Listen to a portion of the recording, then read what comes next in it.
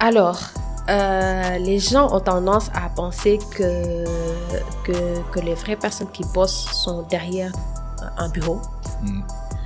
Moi, je pense que, je sais en tout cas que la majorité des personnes, en fait, à qui je donne mon métier ou bien à qui je présente mon métier et tout, ils vont penser que c'est du terre à terre en fait. En fait, c'est comme quand tu dis je suis photographe, tout le monde va penser que tu es photographe de mariage. Alors que tu peux même photographier en fait le président et que tu gagnes plus même ta vie que d'autres personnes en fait qui sont derrière le bureau et tout. Donc oui, les gens vont penser que le digital, déjà ce qui me fait mal, c'est que quand je dis que je bosse dans le digital, on va me confondre avec une personne qui bosse dans l'informatique. Et tu vas voir des gens me dire, tu sais, j'ai un problème avec mon ordinateur. Je peux pas gérer des ordinateurs. Ouais, t'es pas une informaticienne. Exactement.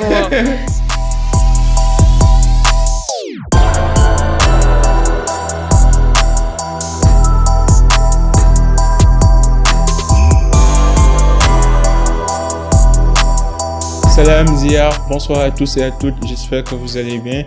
Ici your boy Habib Sall aka Serigne Modou Sall. Re-bienvenue au Cercle d'Influence Podcast, votre cercle qui s'inspire à inspirer avant d'expirer.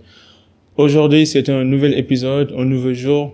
Nous avons l'honneur et le plaisir d'être en compagnie d'une chef de projet chez les Barbus, une agence de communication. Donc, aidez-moi à accueillir sur le Cercle d'Influence Podcast ma chère Aya Kafa Sakho. Aya.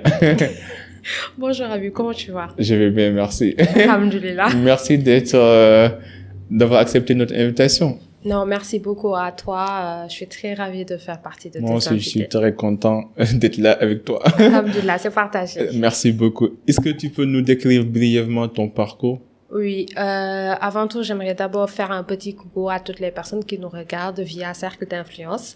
Tout d'abord, je m'appelle Aya Kafa. Actuellement, je suis chef de projet chez Les Barbus, qui est une agence de publicité et de communication 360. Avant ça, j'ai eu une licence en comptabilité et gestion à l'École supérieure polytechnique de Dakar. Et j'ai ensuite fait 2 ans à l'ISM. Et j'ai donc obtenu un master en marketing digital et brand content. Donc par la suite, j'ai eu à fréquenter quelques entreprises et agences de communication, de même que des marketplaces, avant de me retrouver chez les Barbus aujourd'hui. Ouais, en tout cas, beau parcours. Merci beaucoup, c'est gentil. Maintenant, chef de projet, pour les gens qui nous écoutent, parce que j'entends souvent les gens dire chef de projet. Et je pense que durant cet épisode, on va essayer d'entrer dans le vif du sujet, de le détailler dans sa globalité. Est-ce que tu peux nous dire qu'englobe le titre chef de projet dans ta position actuelle chez les Barbus? Ok, d'accord. Je vais essayer un peu d'expliquer de façon très simple et sur la base aussi de ce que je fais tous les jours. Okay. Alors, chef de projet, comme son nom l'indique, tu es chef d'un projet. Tu gères un projet de A à Z et on peut dire que tu es aussi le représentant ou bien tu es l'intermédiaire même, je vais dire, entre le client et la team en interne. Donc, tu supervises, tu gères, tu fais en fait de telle sorte que la team en interne puisse respecter le brief, les livrables, les deadlines du client. Super. En quelque sorte. Maintenant, ok, t'as dit les clients. Comment tu fais pour identifier, pour enregistrer, pour prendre en compte les besoins et attentes des clients? J'imagine qu'avant que le projet démarre, il y a une partie qu'on appelle les données d'entrée, les inputs, où vous collectez les différentes informations par rapport au projet et vous essayez d'établir un cahier de charge ou bien un document de référence. Comment ça se passe ce processus? Ok. Alors, avant tout commencement avant tout démarrage d'un projet, le client, il nous soumet ce qu'on appelle un brief. Ok. Donc, c'est un document dans lequel le client, il va présenter sa marque. Il va aussi donner, en fait, le contexte de la campagne publicitaire ou digitale que la marque veut faire. Ensuite, les objectifs déjà de la campagne. Si, par exemple, si elle veut faire une campagne marque, c'est peut-être augmenter la notoriété. Si elle veut lancer un nouveau produit, c'est peut-être augmenter les ventes, etc., etc. Ensuite, la cible et son budget. Voilà, exactement. Okay. Donc, sans ce brief-là, nous, on peut pas démarrer le projet. Ok, mais quand vous recevez le brief, est-ce que vous négociez sur les différentes parties du brief ou bien vous l'acceptez et après vous allez passer directement à la production, à la réalisation? Comment ça se passe? Déjà, imagine que le client met plus d'exigences, plus de besoins qui dépassent son budget. Ou bien imagine que les informations fournies ne correspondent pas à la réalité du lancement, de la promotion, ainsi de suite. Comment vous faites pour trouver en fait le juste équilibre entre ce que le client veut et ce qui est réellement faisable? Ok, d'accord. Déjà, il faudrait comprendre que peut-être le client, lui, il connaît plus sa marque que nous-mêmes, en fait. Donc, ce sont des données que lui, il a au préalable déjà étudiées, entre guillemets, avec des données vraiment très claires et tout. Donc, nous, en fait, ce qu'on fait, c'est que après réception du brief, on va organiser une petite réunion avec le client où on va essayer d'entrer dans les détails, en fait, de lui poser des questions par rapport au livrable. Est-ce que le deadline peut être respecté ou pas?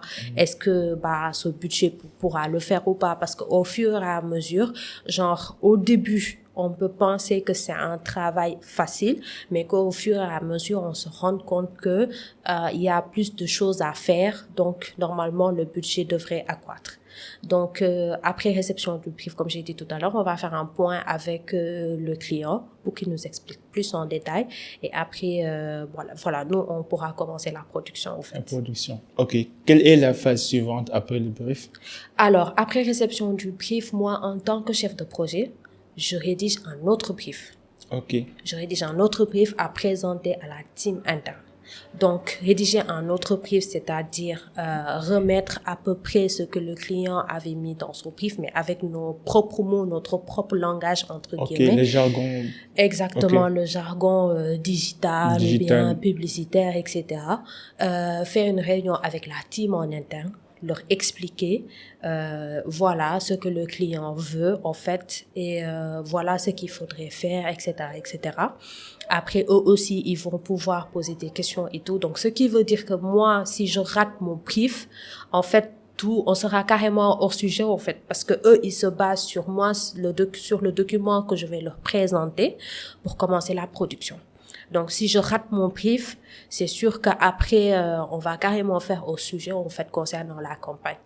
Donc, après réunion avec la team, questions-réponses, etc., etc., là, on va se fixer des points en interne, des réunions entre nous, avant de commencer à présenter au client différentes versions et que lui, il va valider au fur et à mesure, en fait. Quelles sont les différentes parties prenantes? J'imagine que c'est une équipe, il y a plusieurs personnes qui interviennent, chacun avec son domaine de compétences. Est-ce que tu peux nous détailler ces différentes parties prenantes et l'importance et le rôle que joue chaque partie prenante dans le projet? Ok, d'accord. Donc, en fait, tout dépend. Mais en général, dès démarrage d'un projet, on travaille directement avec la conceptrice rédactrice. C'est elle qui va proposer le contenu, c'est elle qui va proposer le film publicitaire, c'est elle qui va proposer un script de radio s'il y a une campagne radio à faire, c'est elle qui va proposer un slogan pour la campagne, etc., etc.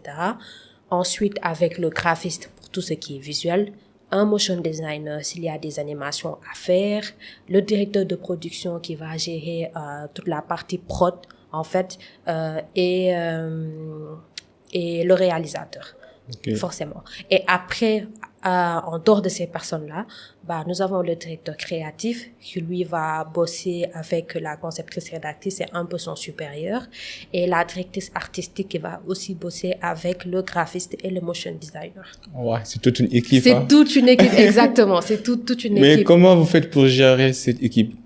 D'abord, revenons à la partie recrutement.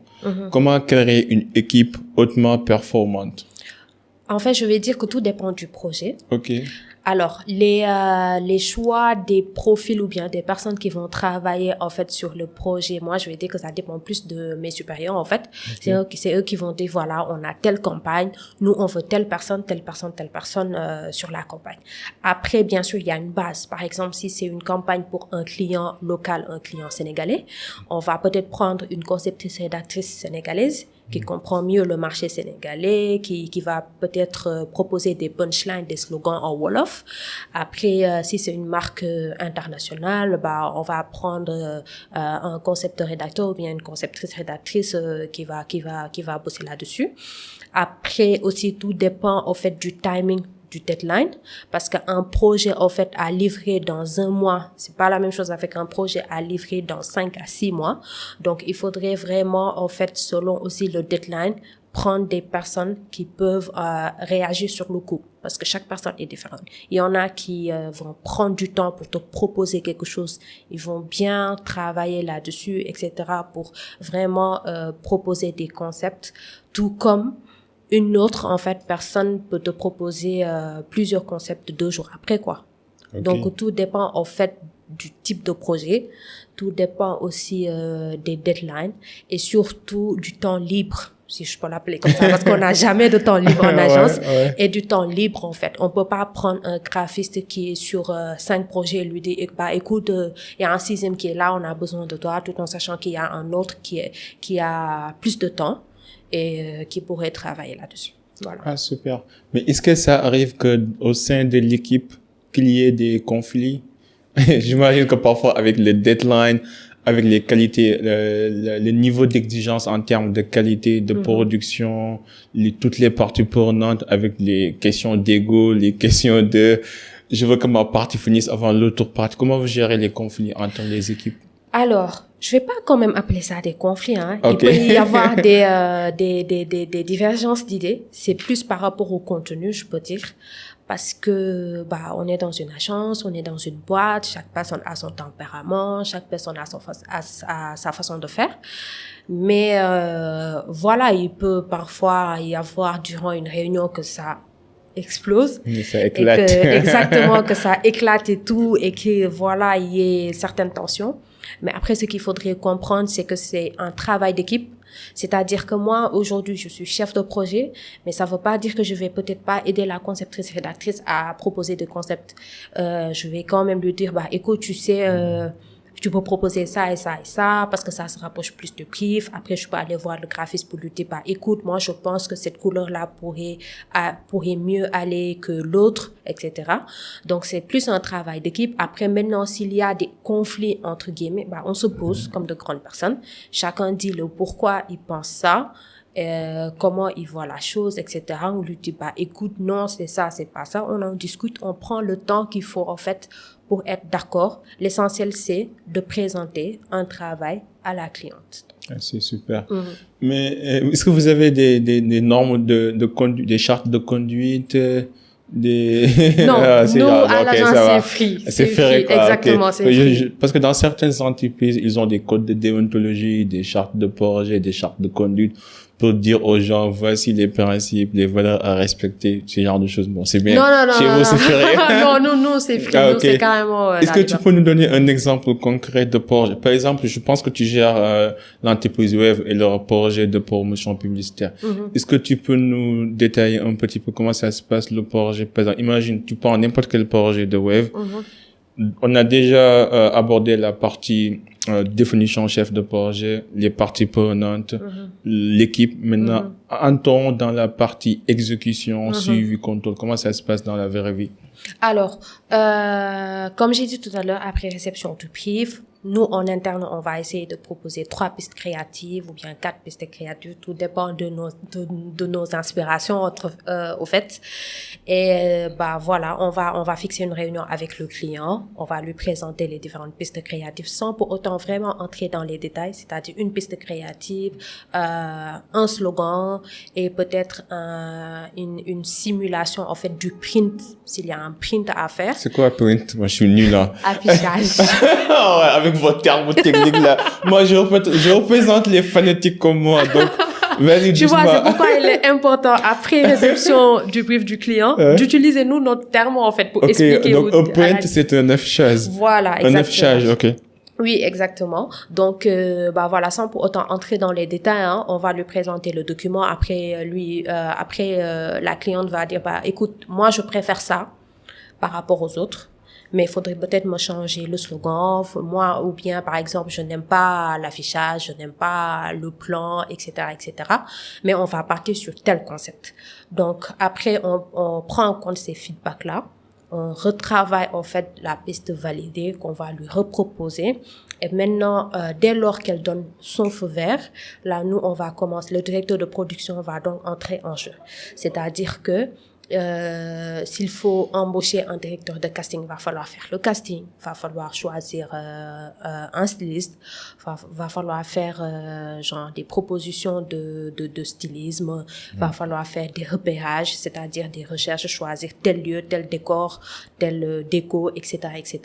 Après, au fur et à mesure, présenter tout ça au client avec bien sûr un planning, en fait, lui dire écoute, lundi tu vas nous valider la V1 de notre repérage, par exemple. Mardi, tu vas nous valider le styliste. Mercredi, on va te présenter les castings des différents personnages, tu vas les valider, ainsi de suite, jusqu'au jour du tournage. Wow. C'est un vrai travail. C'est un vrai travail. Mais très passionnant. Alors que nous, les clients, les consommateurs, on voit juste la partie publicité à la télé. Et on pense que ça a été facile et que ça s'est passé en une heure, alors que ça a pris des jours et des semaines. Exactement. Peut-être même des mois. Exactement. Genre, par exemple, juste pour une vidéo de 30 secondes, là, on peut prendre genre 2 jours. On peut prendre 2 jours pour tourner une vidéo de 30 secondes. Et même avant le tournage, semaines pour préparer, en fait, tout ce qui entre dans le tournage. Exactement. Il y a rien, en fait, qu'on va faire le jour J sans validation du client. En fait, que ce soit les habits des personnages. Est-ce que le représentant du client est présent dans le tournage ou pas? Bien sûr. Okay. Oui, effectivement. Le client peut venir soit lui-même, soit avec toute sa team, en fait, pour assister, bien sûr. Il doit être là. Même si, en fait, tu as des clients qui te font carrément confiance. Mais nous, parfois, on a besoin que le client soit présent, en fait, dans les lieux du tournage pour nous faire des feedbacks, quoi, au fur et à mesure. Ok. Maintenant, partie exécution, production, ensuite. Ensuite, livraison. Ok. Oui. Comment ça se passe, la livraison? Alors, après tournage, là, il y a le montage qui vient. Hein. Genre, on fait le montage, etc. On essaie de présenter, en fait, à la cliente la première version, tout en sachant que la V1 de la cliente peut être, nous, notre 25 en interne. C'est-à-dire que la personne qui va monter aujourd'hui le film publicitaire peut prendre différents plans, différentes séquences. Nous, en interne, on regarde, on dit, non, tu sais, nous, on préfère l'autre séquence parce que, par exemple, pour une séquence, on peut la tourner plusieurs fois sous différents angles. Donc, après ça, nous, on va quand même lui faire des retours, genre, voilà, faire les allers-retours, etc., jusqu'à ce qu'on ait, nous, notre VDF, notre version définitive, qu'on va présenter à la cliente, mais ce sera sa V1 à elle. Okay. Voilà. Donc, en interne, vous avez plusieurs versions jusqu'à ce que vous arriviez à la version finale de votre appréciation. Exactement. Que vous allez envoyer après au client externe. Exactement. Pour juger aussi son appréciation Exactement. à lui, quoi. Exactement. Et après, lui, au fur et à mesure, il peut aussi nous dire, il peut aussi faire des changements, hein. Et voilà, on va les faire jusqu'à ce que il nous valide par mail je valide votre version définitive. Là, on livre. Après, s'il y a des déclinaisons sous d'autres formats à faire, par exemple, c'est au format paysage, mais il va falloir faire passer genre sur le digital. Donc, il faudrait penser à décliner au format story, etc., etc.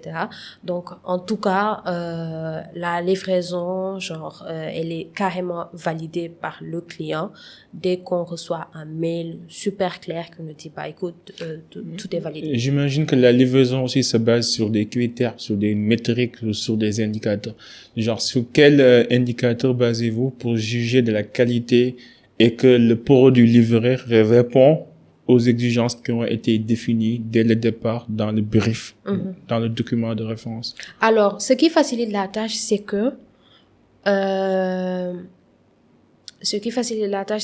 on travaille en fait au fur et à mesure avec le client. Okay. C'est-à-dire que chaque étape est validée.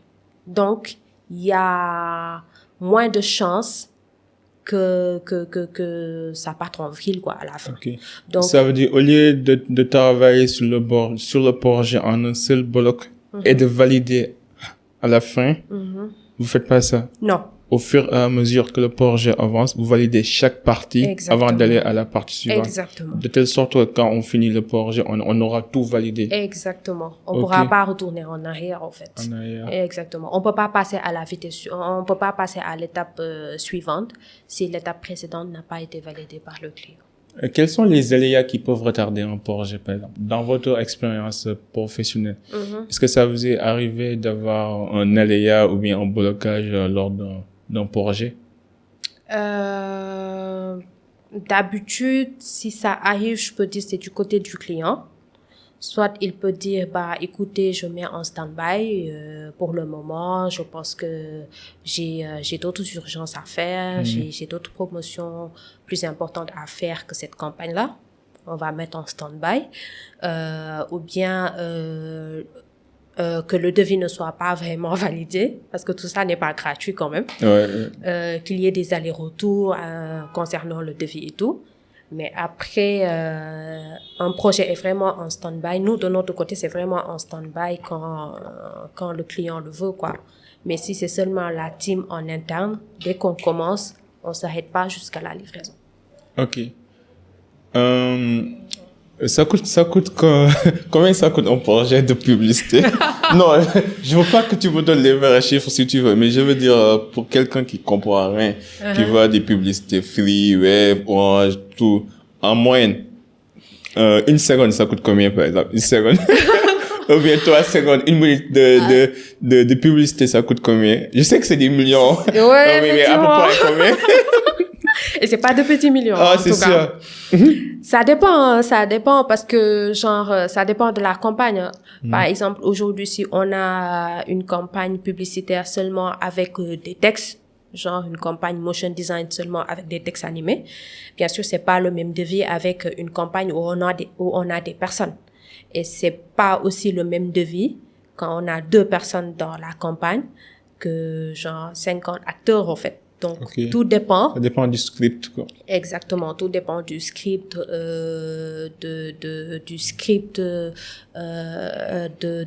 du média aussi, hein. Bon, après ça, c'est du ressort du client.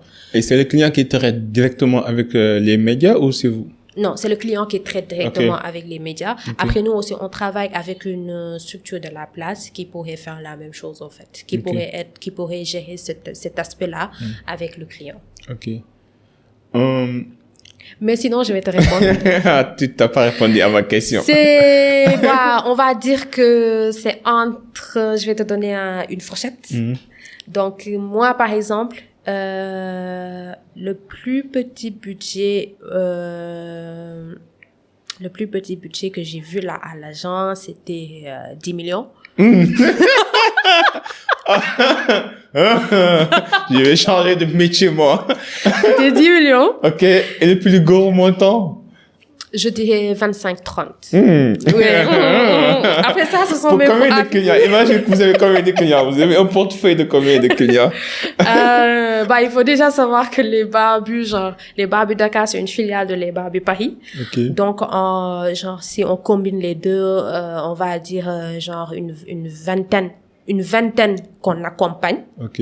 Sans compter les one-shots, c'est-à-dire les clients pour qui on va travailler genre qu'une seule fois. Il n'y a pas d'accompagnement, c'est juste pour un projet et après, chacun gère de son côté, en fait. Donc, les clients qu'on accompagne, je vais dire dans la vingtaine, mais si on prend, en fait, tous les clients avec lesquels on a eu à travailler, c'est genre une centaine. Une centaine. Yes. Ok. Et toi, tu gères combien de marques chez les barbecues? Attends, je vais compter. T'as pas le droit de dire les noms ou comme tu veux, hein, comme tu veux. Je vais pas te créer des problèmes. Je vais dire une dizaine. Une dizaine. Yes. Ok. Je fais 10 fois 10 millions, ça fait 100 millions. Ok. 10 fois 30, la fourchette maximale, ça fait combien? Toi, 100 millions. Ah, mais c'est pas parce que j'ai dit 10 non, millions non, que je vais toucher aux 10 millions, hein. Non, je suis mathématiquement. Moi, j'aime bien l'argent, j'aime bien compter. Non, je vais dire une dizaine. Je vais dire une dizaine et une dizaine maximum 10, hein. Parce que j'ai pas le chiffre exact en tête. Maximum 10. Mais en tout cas, pour le moment, il y a que pour une seule marque pour laquelle j'ai eu à gérer une campagne, un projet 360 degrés, quoi. Sinon, presque tout le reste, c'est sur le digital. Un projet 360 degrés pour les fanatiques, ça signifie quoi?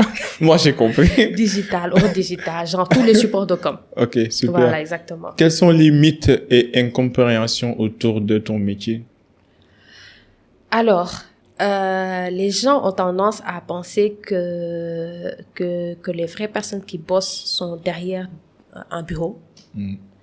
Moi, je pense que, je sais en tout cas que la majorité des personnes, en fait, à qui je donne mon métier ou bien à qui je présente mon métier et tout, ils vont penser que c'est du terre à terre, en fait. En fait, c'est comme quand tu dis je suis photographe, tout le monde va penser que tu es photographe de mariage, alors que tu peux même photographier en fait le président et que tu gagnes plus même ta vie que d'autres personnes en fait qui sont derrière le bureau et tout.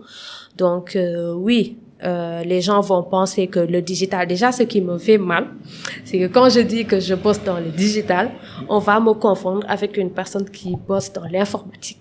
Et tu vas voir des gens me dire, tu sais, j'ai un problème avec mon ordinateur. Je peux pas gérer des ordinateurs.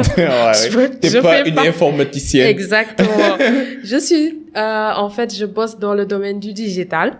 Je gère les réseaux sociaux, etc., etc. Après, les gens, ils vont penser que c'est quelque chose de très facile. Bah oui, tu sais, la preuve maintenant, tout le monde se prend, au fait, pour un community manager. D'après eux, genre, tu ouvres une page, tu commences à publier, tu réponds au message, tu es community manager. Ils pensent, en fait, qu'il n'y a pas vraiment un vrai travail derrière, en fait, derrière ces postes.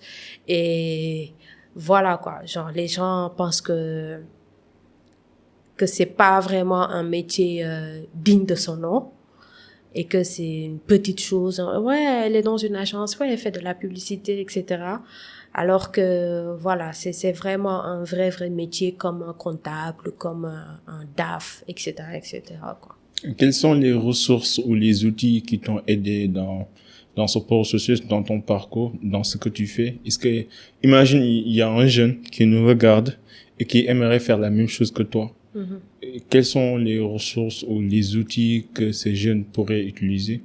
Alors, il faudrait comprendre que moi, travailler en fait dans le domaine de la gestion de projet n'était pas vraiment ton choix. Exactement, mon choix. Moi, je voulais travailler dans le digital et comme toute autre personne, j'ai fait des études dans ce domaine-là. J'ai eu un diplôme, j'ai eu un master, j'ai commencé à faire des stages par-ci, par-là.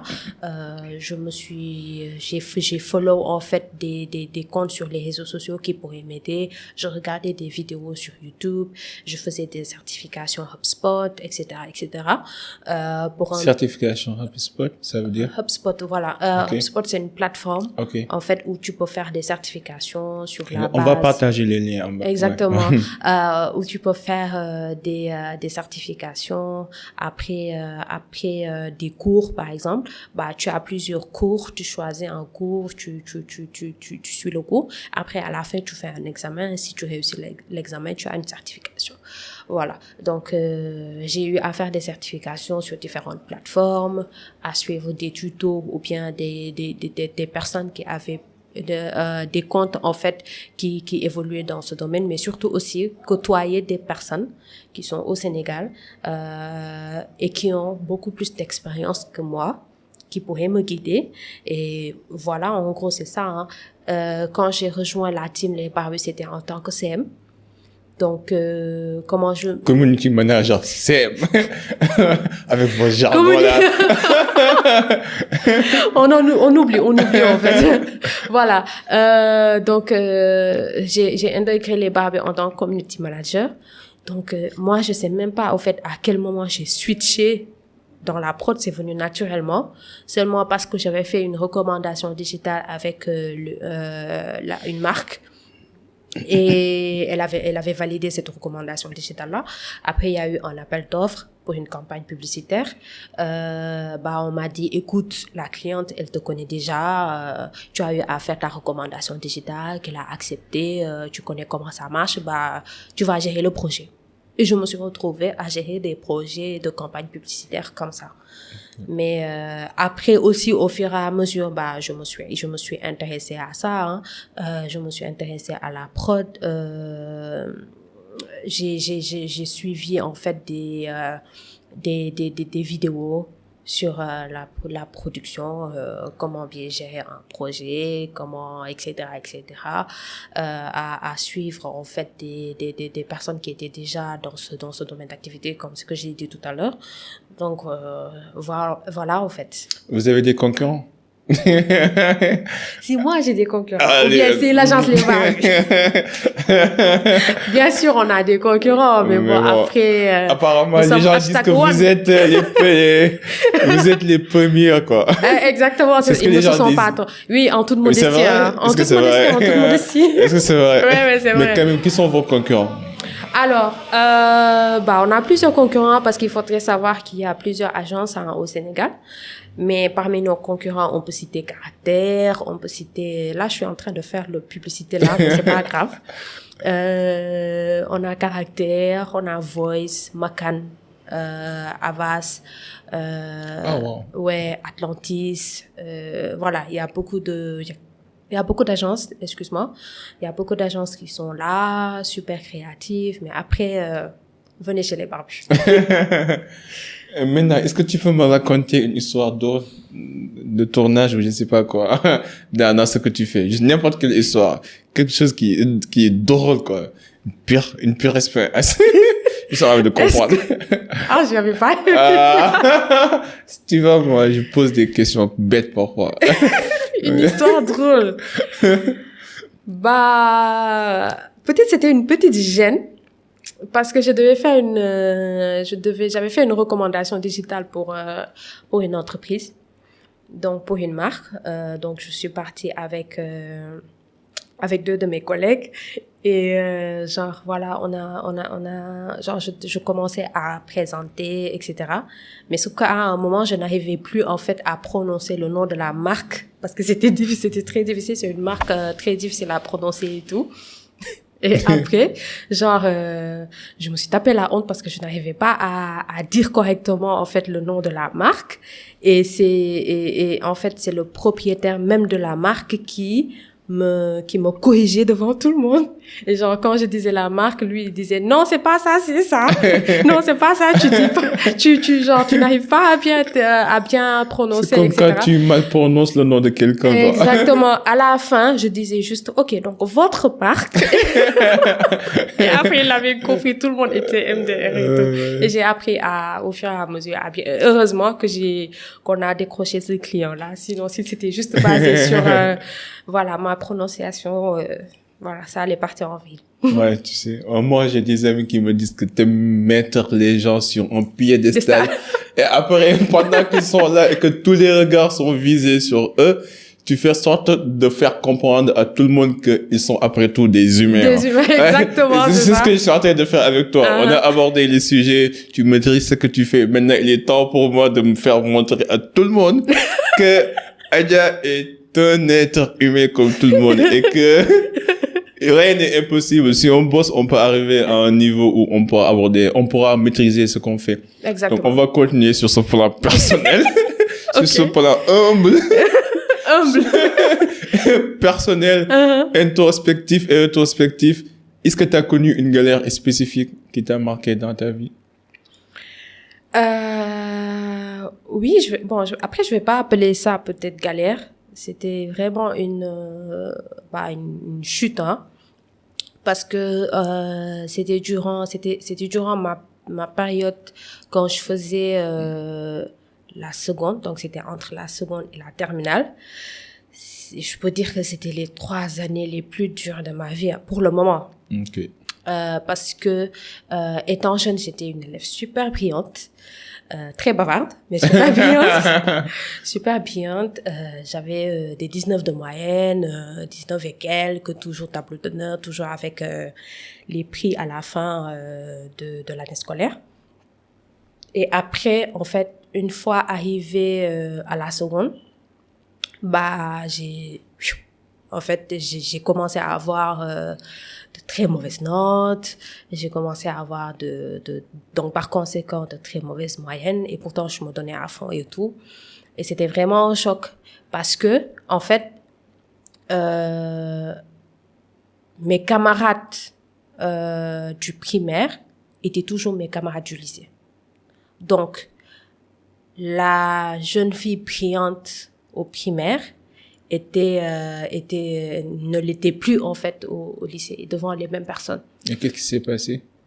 Ce qui s'est passé, c'est que je devais, après l'obtention de mon BFM, on m'avait orientée en L. Après, on a un peu forcé pour aller en S, parce que voilà, c'est une série scientifique, j'ai fait S, donc seconde, première, terminale. Donc une élève de L que tu mets dans une classe de S, voilà, il y a des problèmes. Surtout que les matières dominantes étaient PC, SVT et mathématiques. J'étais super nulle. Je n'arrivais pas vraiment à bien gérer. Donc je me disais, écoute, si le bac se prépare maintenant, moi j'aurais pas du tout mon bac. Et voilà, ça me travaillait tous les jours. Mais je m'accrochais quand même, et à la fin j'ai eu mon bac, donc voilà. Mais c'était vraiment des périodes très très dures, et tout le temps je me dis, si j'ai pu m'en sortir en fait après 3 ans de galère, c'est que je pourrais vraiment m'en sortir pour d'autres. Super. Exactement. C'était une belle expérience quand même. T'as beaucoup appris de cette expérience, j'imagine. Oui. Mais avec toutes ces expériences parcourues, ce que tu fais actuellement, quel conseil donnerais-tu à toi-même il y a 5 ans, par exemple? Tu t'es maturé en ton temps, quoi. Oui, exactement. Je suis devenue très mature. Oui. Et le conseil peut-être que j'allais donner à moi-même il y a 10 ans, 20 ans, ce serait d'être patiente. Très patiente. Parce que peu importe nos envies, à quel point on a envie de réussir, le timing d'Allah, le timing de Dieu est tout le temps le meilleur, en fait. On peut vouloir quelque chose aujourd'hui et après ne pas l'avoir sur le champ, et peut-être avoir 5 fois plus 2 ans après. Un petit exemple, quand j'ai eu mon bac, je voulais faire de la production, bizarrement. J'étais fan de Galungal, comment ils arrivaient à bien faire les clips, tu sais, au temps où ils faisaient vraiment des clips dope et tout. Je me disais, ah oui, je veux faire de la production, je veux faire de la réalisation, etc. Mais autant mes parents n'avaient pas voulu, en fait, parce qu'ils se disaient que c'était pas vraiment un métier très développé au Sénégal, que ça payait pas, etc. Donc j'ai laissé tomber mon rêve. Et j'ai fait de la comptabilité. J'ai fait de la comptabilité, première année, deuxième année, troisième année, c'était un tronc commun. Et à la troisième année, je ne me voyais pas faire de la compta ou bien des finances, etc. ça m'ennuyait. Et moi, je suis une personne super active, j'ai besoin de me bouger, etc., etc. Donc, à la 3e année, j'ai fait du marketing. Je me suis dit, ah ouais, c'est intéressant. Et j'en avais parlé à une personne, je me rappelle plus, et c'est cette personne-là, au fait, qui m'a parlé du marketing digital. J'ai fait des recherches et je me suis dit, ah, le digital se rapproche un peu de la production. Je vais faire du digital. J'ai fait 2 ans de digital avec, comme j'ai dit tout à l'heure, obtention du master. Et j'ai eu mon bac en 2015. Là, on est en 2022. 7 ans après, je me retrouve à faire de la prod. Genre, et j'ai appris 2 fois. J'ai fait et de la prod et du digital. Donc, ce qui veut dire que si mes parents avaient accepté que je fasse de la prod en 2015, j'allais pas connaître le domaine du digital. Donc, c'est une pierre deux coups, quoi. J'ai gagné 2 fois. Tout arrive au bon moment. Tout arrive au bon moment. Ouais. Donc, juste, j'allais juste me conseiller d'être patiente. Super patiente. Super. Yes. As-tu une peur ou une insécurité que tu essaies de combattre actuellement? Oui. Bah, je pense comme toute personne, hein. J'ai une peur et parfois je manque énormément de confiance en moi. Ah ouais, ça, j'ai pas vu ça. Tu vois, je sais bien. T'es venu en mode free, etc. Tu parlais avec tout le monde, t'étais à l'aise. Exactement. Ah ouais, elle est confiante. Ah ouais, bon? Ok. Non, parfois ça m'arrive, en fait, de manquer de confiance en moi. Et c'est dû à mes 3 années de galère. Ah ouais. Voilà. Et la preuve, aujourd'hui, quand je vais au bureau et que je vois qu'il y a beaucoup de choses à faire, je commence à paniquer. Certains de mes collègues ont pu faire la remarque, je panique, je sais pas trop quoi faire. Il y a une voix dans ma tête qui me dit, bah non, tu sais, tu peux pas y arriver, tu en es incapable, tu peux pas faire ça, c'est trop pour toi, voilà, c'est difficile, etc., etc. Donc parfois, j'aimerais tellement avoir confiance en moi. Et aussi, ce manque, en fait, de confiance en moi m'empêche aussi d'entreprendre. Parce que parfois je me dis, bah écoute, je vais créer ma propre boîte, je vais faire, même si je commence, même si c'est moi seul qui vais bosser là-dessus, etc. Bah une semaine, 2 semaines, je me dis, bah écoute, ça va pas marcher. Alors que d'habitude, il y avait des temps où j'avais acheté un carnet où j'écrivais en fait tous les projets que j'avais. J'écrivais. Je faisais le financement. Je me disais, j'avais besoin de ça. Et après un beau jour, je me réveille, je me dis, non, ça va pas marcher. Tu pourras pas faire. Je déchire et je jette à la poubelle. C'est dommage. Et c'est ce manque de confiance-là qui continue jusqu'à présent. Et j'essaie vraiment de... Comment tu fais quand ça arrive? Comment tu fais pour te relever? La première chose à faire, en fait, ce manque de confiance-là va peut-être conduire à une petite déprime pendant quelques jours. Et quand ça m'arrive, je prie. Bah, je prie tous les jours, mais je renforce, en fait. Je prie, je fais des wird. Ouais. Exactement. Des affirmations. Ouais. Et parfois aussi j'écoute de la musique. Du Youssou N'Dour. Tout le temps du Youssou N'Dour. Une super fan de Youssou N'Dour. Ok. Donc voilà, ce sont les choses que je fais en fait quand je manque confiance en moi. Ou bien, bah, je me mets dans ma chambre et je pleure. Ah bon? Oui, pour bien évacuer, okay. Me sentir libre et tout. Et voilà, après, je me relève. Mais quand ça devient vraiment très intense, j'ai l'habitude de me déconnecter, de faire une désintoxication digitale. Je supprime tous les réseaux sociaux, toutes les plateformes. Je n'ai pas de contact avec le monde extérieur, avec le monde digital et tout. Donc je pars au travail, je reviens, je regarde des films, je prie, je discute avec la famille, je m'endors, je me réveille, la même routine, quoi. Et après, quand je vais me sentir beaucoup plus soulagée, là, je reviens, je reprends mes habitudes et après, C'est je me important. dis, En même temps, yes. tu te connais, en fait. Tu connais. Exactement, je Tu me te connais. oui. Je connais mon remède, je connais C'est mes ça. médicaments. Il y a des gens qui connaissent pas leur remède. Mais moi, Non. je suis comme ça. Ça m'arrive d'avoir des problèmes, mais je connais comment m'en sortir. Comment? Eh ben, ça, c'est très, Mais très pour les gens important. qui se connaissent pas, c'est très important d'en parler avec des gens qui comptent vraiment pour vous, qui vous aiment et qui vous veulent que du meilleur, quoi. Exactement. Et qui vous veulent que du meilleur. Exactement, Oui. exactement. Ouais, moi, parfois, par exemple, ça m'arrive, hein, mais la plupart du temps, tu as l'impression que même si tu discutes avec des personnes, que ces dernières ne te comprennent pas. Tu vois? Donc, la meilleure des choses à faire, et c'est un conseil au fait qu'un de mes amis m'avait donné, du moins, quand je prie après avoir fait les salutations et tout, au final, etc., je formule pas des prières. Je discute. C'est très bizarre. Mais tu sais, je vais dire genre, mais tu sais, Dieu, Une moi... conversation avec Dieu, quoi. Exactement. Parfois, on n'a pas besoin de recevoir des réponses. On a juste besoin d'être écouté. Okay. Et tu sens que cette écoute dont tu as besoin, il y a qu'une seule, il y a que Dieu, en fait. J'allais dire que toute personne, mais je ne veux pas raisonner. Il y a que Dieu, en fait, il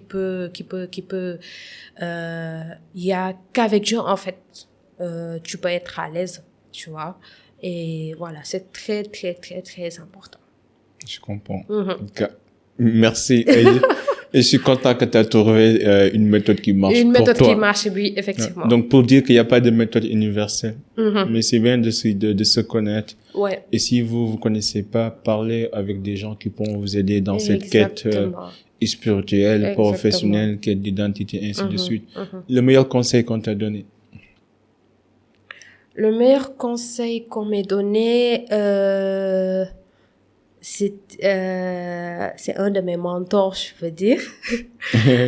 Mentor, grand frère, avec qui je travaille au bureau, qui s'appelle Abdoulaye. Je fais un petit Big up Abdoulaye. Big up à Abdoulaye. Pas Abdoulaye Junior, hein. Il va penser que je parle de lui. Alors, Abdoulaye faut être gentil. Non, j'aime beaucoup Abdoulaye Junior, mais je parle d'Abdoulaye Senior. Ok. Donc, voilà, c'était à mes débuts chez les barbus. Donc, j'étais venue 3 semaines après, il fallait faire cette recommandation digitale dont je parlais. J'avais 1 semaine, je pense, maximum. Et j'étais super stressée parce que le client s'était déplacé pour venir au bureau. Fallait faire la projection, fallait présenter, fallait bien répondre à toutes les questions. J'étais super stressée. Je tremblais, j'avais les yeux tout rouges. Et là, il vient, il s'assoit à côté de moi, il me dit, écoute, Adja, tu es belle, tu es intelligente, tu sais, en fait, tu connais ta valeur, tu as proposé de belles idées, aie confiance en toi et sache que tout ira bien. Et que il faudrait aussi savoir que tu pourras, comment vais-je dire, que tu pourras atteindre tous tes objectifs, en fait, parce que tu es très intelligente. Donc là, sur le coup, ça me faisait marrer parce que, on s'était pas vraiment côtoyés, en fait, c'était juste 3 semaines après mon arrivée chez les barbus. Mais, depuis lors, à chaque fois que je suis devant, au fait, un obstacle, je pense à ça et je me dis, je peux le faire, en fait. C'est ton boost d'énergie. Yes, quoi. exactement. Super. Le pire conseil qu'on t'a donné? J'hésite entre 2 pires conseils. Ah bon, donne-moi les 2. Ah, donne-moi les 2, c'est pas grave, je peux prendre les 2. C'est pas grave. J'hésite entre 2. Je vais donner les 2. Ok. Le premier pire conseil, c'était quand j'étais encore à l'ESP. Non, quand j'étais à l'ISM. Je faisais ma première année de master. Donc, je parlais avec un ami et après, il m'a fait qu'est-ce que tu attends pour te marier? Oh, ouais. Pardon. Qu'est-ce que tu attends pour te marier? Et c'était bizarre. Après, les gens ont vraiment l'habitude de poser cette question. Il n'y a pas de souci. Je lui fais, bah, écoute, tu sais, en ce moment-là, je fais mes études, genre, mieux vaut en fait me donner des conseils par rapport à mes études plutôt que de me demander, au fait, quand est-ce que je vais me marier, tu vois. Après, il me dit, bah oui, après moi, je te conseille d'aller te marier parce que les études peuvent attendre, mais la ménopause, non. J'étais là, genre. Ok, exactement, la même réaction. J'ai dit, ok. Paramètres, bloquer le contact. Ciao. Pas de... Je comprends, c'est quand même un peu insolent de dire les choses comme ça. C'est ça, tout en sachant que même lui, il était pas marié. Gère ton problème d'abord, avant de gérer le problème des gens. L'autre pire conseil, je suis en fait dans le domaine du digital. Donc, je devrais être capable de comprendre chaque réseau social, comprendre chaque application de messagerie instantanée, de comprendre chaque plateforme, de pouvoir expliquer à chaque personne la différence entre ces différentes plateformes-là. Donc, c'est normal que j'utilise. Je suis partout. Facebook, Insta, Snap, même si j'utilise pas, hein, je peux juste télécharger pour un peu voir. Donc, TikTok, etc. Donc, parfois, il m'arrive de faire des vidéos TikTok sans même les rendre publiques. Mais je l'ai fait pour un peu, déjà pour me soulager, entre guillemets, genre passer du bon temps, mais aussi pour un peu voir s'il y a des mises à jour, s'il y a certains paramètres, etc., etc. Donc, il est arrivé qu'un jour, une de mes amies aussi, hein, qui avait mon téléphone, qui scrollait dans ma galerie et qui me fait genre, tu fais des vidéos TikTok? Je fais, oui, je fais des vidéos TikTok. Après, elle me dit, bah, tu sais, moi, je te conseille d'arrêter de les faire parce que si ton grand-père était encore vivant, il allait pas être fier de toi. Parce que mon grand-père, c'était une personne connue, en fait, dans l'islam. Donc, il faisait des prêches, super croyant.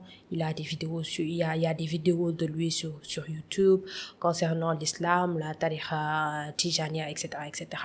Donc, super connu.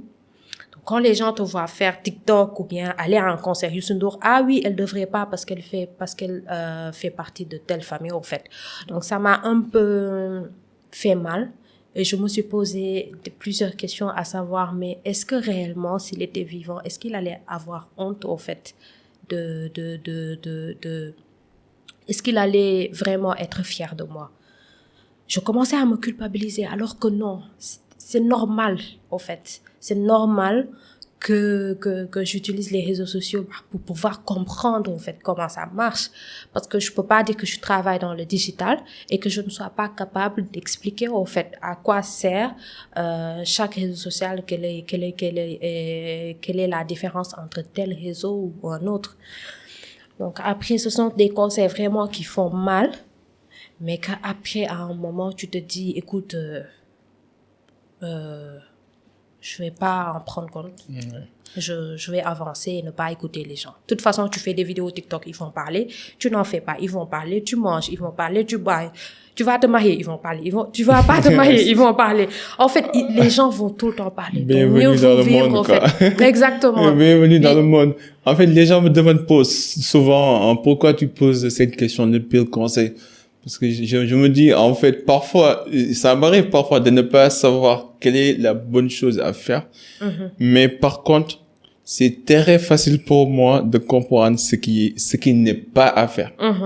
Parfois, tu arrives dans certaines situations où tu es perdu, tu ne sais pas quelle est la bonne réponse, quelle est la bonne démarche à faire.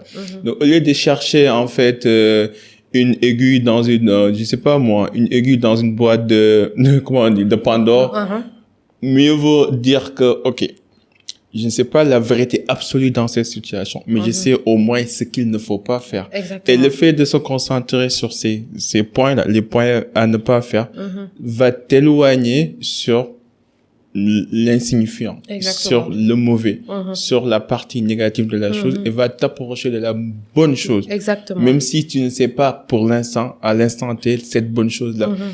Et c'est très important parfois de savoir, en fait, même si je dis tout le temps aux gens, je ne dis jamais que je vais jamais faire du mal. Je suis pas parfait du tout. Mais tout ce que je peux vous garantir, c'est que si je fais du mal, je vais pas rester dans le mal. Et il y a une grosse différence entre rester dans le mal et faire du mal. Et c'est important de faire la différence. Maintenant, juste une dernière question. Quelle influence aimerais-tu laisser dans ce monde? J'aimerais que les gens peut-être se souviennent de moi comme étant une fille super Active. active, Bosseuse. always good mood, good vibes. Voilà, faut toujours sourire, faut toujours rire, même si on a mal, de faire de telle sorte ne pas vraiment l'exposer. Après, c'est très difficile parce que même moi, en fait, je suis une personne très transparente. Dès que j'ai mal, ça se voit. Mais faut vraiment apprendre à digérer, prendre du temps pour soi-même et éviter de trop exposer en fait, parce que beaucoup de personnes peut-être sont en train de vivre des moments beaucoup plus difficiles et qui ne le montrent pas. Donc pourquoi au fait aussi beaucoup je dis pas qu'il faudrait minimiser parce que chaque personne a avec ses émotions, chaque personne a ses sentiments, etc., etc. Mais en tout cas, que les gens se souviennent que j'étais vraiment une personne très, voilà, always good vibes. En tout cas, je sens que t'es quelqu'un de bien. Et sérieux. Merci en tout cas. En fait, t'es innocente dans l'âme, quoi. Je sais pas comment t'expliquer ça. Mais en tout cas, t'es quelqu'un de bien. Je te souhaite que le meilleur au monde. Beaucoup. Et j'espère que les projets vont continuer à se multiplier, l'argent va continuer à s'intensifier. Amin. Et que tout se passe à merveille pour toi. Je te souhaite une meilleure carrière du monde. Et on est là, le Cercle d'Influence Podcast. Et là, de toute façon, Francis, mon ami, mon producteur, travaille avec vous. Donc, exactement. Ici, c'est ta maison. N'importe quel jour, n'importe quelle heure, tu peux passer, tu peux nous faire coucou, tu peux nous recommander des personnes. On est ouvert. Est-ce que pour les gens qui aimeraient te contacter, comment ils pourront faire?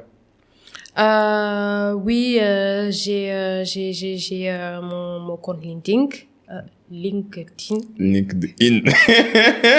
On me fait tout le temps cette blague. Je sais que une de mes collègues là, qui s'appelle Alexia, elle déteste quand je dis, ou bien Yara, elle déteste quand je dis LinkedIn. C'est pas LinkedIn, c'est LinkedIn. Donc j'ai mon compte LinkedIn, donc Adja Kafasaro. J'ai aussi mon compte Facebook aussi, même chose, Adja Kafasaro. Et après peut-être mon adresse mail. Qu'on va partager dans les show notes. Exactement, Donc voilà, ce sont les différents contacts que je peux partager avec Super. Des followers. Un dernier mot? En tout cas, merci beaucoup. Ah non, c'est moi qui te remercie. Plus, j'ai beaucoup appris. En plus, c'est passé super vite. Ah oui, le temps passe vite. Exactement. C'est parce que la conversation était intéressante. Ouais, merci beaucoup. En tout cas, merci à toi et à ta team. Ouais. Emma et Flo. Emmanuel et Francis. Merci beaucoup à toutes ces personnes qui me boostent chaque jour. J'aurais pas besoin peut-être de donner leur nom, mais elles vont se reconnaître. Je salue toute ma famille. J'ai une très grosse famille comme ça. Une famille à Rufisque, une famille à Westfoire, une famille aux États-Unis, une famille à Centenaire. En tout cas, je salue toutes mes familles. Et voilà. En tout cas, merci beaucoup, Abby, pour l'invitation. Le plaisir est partagé. Plaisir est partagé. Merci. C'était le Cercle d'Influence Podcast, votre cercle qui s'inspire à inspirer avant d'expirer. Ici your boy Habib Sall avec Adja Kafasaro. À la prochaine. En attendant, soyez unique, soyez légendaire. Peace and love. We out. Bye.